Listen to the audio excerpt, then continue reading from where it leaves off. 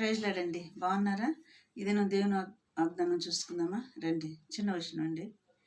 ఊరు మంచిది కానీ ఊటలన్నీ చెడిపోయినే. ఊరు మంచిది కానీ ఊటలన్నీ చెడిపోయినే.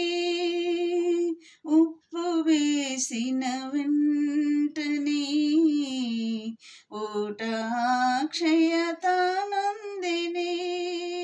ఊహలు నాదు ఊటలు నా యేసు రాజా నీలోనే ఉన్నవి. ఊహకందవే నీదు ఆశ్చర్య క్రియలు. మరి ఇది నా వాగ్దానం, దేవుని వాగ్దానం చూసుకుందామండి.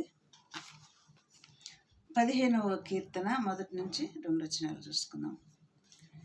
యెహోవా నీ గుడారములో అతిథిగా ఉండదగిన వాడెవడు అంటున్నాడు దావీదు భక్తుడు ఇక్కడ. నీ పరిశుద్ధ పర్వతం మీద నివసింపదగిన వాడెవరు అంటున్నాడు.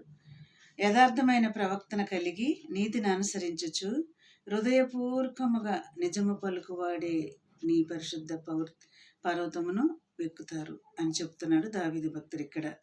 ఆయన గుడారములో అతిథిగా నివసింపదగిన వాళ్ళు ఎవరు మరి అని దేవుడు ఇక్కడ మనతో మాట్లాడుతున్నాడు. యథార్థమైన ప్రవక్తను కలగాలంట, నీతిని అనుసరించిన వాళ్ళంట, హృదయపూర్వకముగా దేవుని వైపు తిరగాలంట. అట్టి వారే ఆయన పరిశుద్ధ పర్వతమును ఎక్కదగిన వారు. ఆయనతో పాటు కూడా ఉండి ఆయనతో పాటు కూడా రాజ్య పరిపాలన చేయగలగరు అని చెప్తున్నాడు ఇక్కడ దావీదు భక్తుడు. ఈ దినం వాగ్దానం అండి. మరి ఇటు వాగ్దానాన్ని బట్టి మనం నీతిగా యథార్థముగా మంచి ప్రవర్తన కలిగి మరి హృదయపూర్వకముగా దేవుని వైపు తిరుగుదామా? దేవుడు రాకడకు సిద్ధపాటు కలిగి ఉందామా? అయితే చిన్న ప్రార్థన అండి.